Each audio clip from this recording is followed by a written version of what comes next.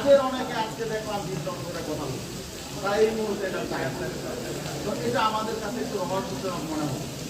বিশেষ করে বামপন্থী কয়েকটি সংগঠন তারা দেখলাম আগের মুহূর্তে বেশি সুচ্চার ছিল, আজকে তারা এখানে বললো যে এগুলো প্রয়োজন নীতিগতভাবে, কিন্তু এই মুহূর্তে নয়।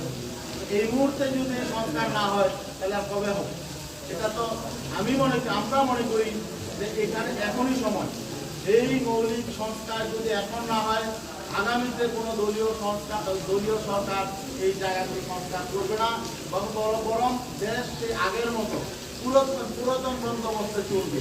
এবং আমরা লক্ষ্য করলাম কিছু দল তারা এই নতুন করে নতুন দেশ গড়ার জন্য এই জাতীয় সাংবিধানিক কাউন্সিল তারা পাচ্ছে না, তারা বরং পুরাতন বন্দোবস্তের আলোকের সামনে দেশ চলুক, সেটা তার চাচ্ছে। এটা তো দুর্ভাগ্যজনক, কারণ এবার যদি রাষ্ট্র সংস্কার না হয় তাহলে দেশ আবার সেই আগের মতো চলবে না।